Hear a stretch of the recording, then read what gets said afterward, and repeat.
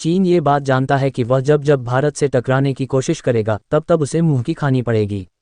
1962 में भारत और चीन के बीच पहला युद्ध इंडिया चाइना 1962 हुआ था। संसाधनों की कमी से वह युद्ध भारत हार गया लेकिन हमेशा अलर्ट रहा। इसी मुस्तैदी का नतीजा था कि सन 1967 में चीन को मुंह की खानी पड़ी थी। 9 दिसंबर को चीन की पीपुल्स लिबरेशन आर्मी प्ला के सैनिकों ने अरुणाचल प्रदेश के तवांग में गुस्ताखी की। यहां करीब 300 चीनी सैनिकों ने हमला बोल दिया और एक बार फिर एलएसी पर टकराव हुआ। जून 2020 के बाद पहली बार था जब चीन ने यह हिमाकत की। उस समय भी पूर्वी लद्दाख के गलवान में चीन के सैनिकों को भारतीय सेना ने पटकनी दी थी। चीन को नहीं भूलना चाहिए कि सन 1967 से ही भारतीय सेना उसे शिकस्त देने में सक्षम है। सितंबर 1967 को सिक्किम के नाथुला में हुआ टकराव इतिहास में सुनहरे अक्षरों में दर्ज सेना की वह गौरव गाथा है जो आपको जोश से भर देगी। उस झड़प में चीनी सेना के करीब 400 सैनिकों की मौत हुई थी। सिर्फ इतना ही नहीं, चीनी सेना ने तो अपने सैनिकों के शव लेने तक में आनाकानी की थी।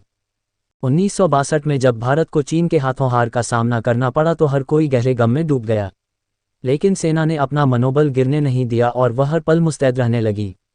भारतीय सेना जानती थी कि चीन शांत नहीं बैठेगा और जरूर कोई हिमाकत करेगा। पंचशील सिद्धांत के साथ ही चीन की आक्रामकता बढ़ती गई।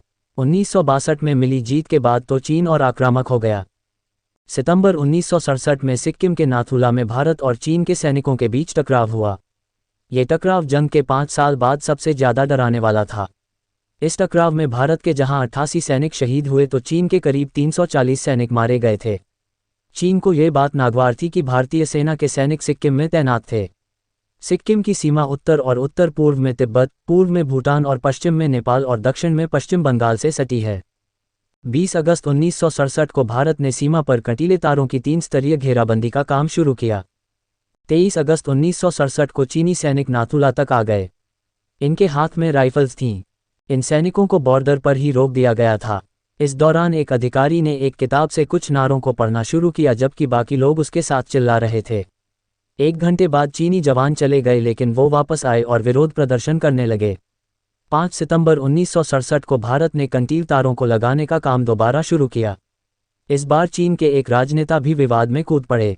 उन्होंने उस समय के commanding officer colonel Rai Singh के साथ जमकर बहस की। इसके बाद काम रोक दिया गया। 7 सितंबर को काम दोबारा शुरू किया गया और इस बार चीनी सेना भड़क गई। करीब 100 चीनी सैनिक भारतीय सैनिकों से उलझ गए। सेना ने इन्हें जमकर पीटा। चीनी सैनिकों ने पत्थरबाजी शुरू कर दी थी और भारत की तरफ से इसका मुंहतोड़ जवाब दिया गया। 10 सितंबर को चीन की तरफ से भारतीय दूतावास को धमकी दी गई थी कि अगर भारतीय सेना भड़काऊ कार्रवाई के तहत घुसपैठ करती रहेगी तो फिर किसी भी अंजाम के लिए भारत सरकार जिम्मेदार होगी। भारत के तगड़े प्रहार के बाद चीनी सेना को पीछे हटना पड़ा। 13 सितंबर को चीनी जवानों की तरफ से बिना शर्त युद्धविराम की पेशकश की गई। सुबह 5:30 बजे सिक्किम तिब्बत बॉर्डर पर यह युद्धविराम शुरू हुआ था। 15 सितंबर को चीनी जवानों ने उन भारतीय सैनिकों के शव सौंपे जो शहीद हो गए।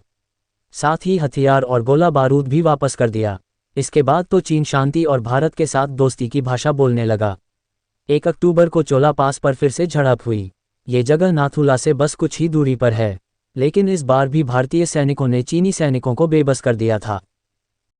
1967 में भारत और चीन के बीच हुई जंग से जुड़ी कुछ खास बातें।